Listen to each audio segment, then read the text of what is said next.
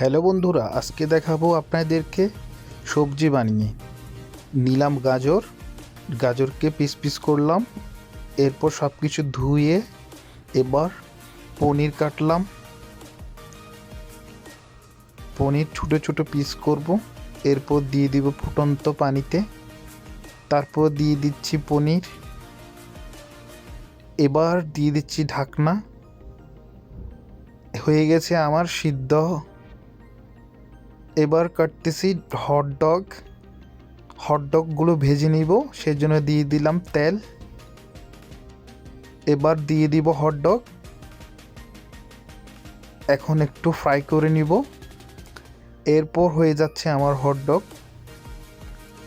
দিয়ে দিলাম সিদ্ধ করা সবজি, দিয়ে দিলাম দুধ। আজকে অনেক মজা হবে খাবারটি।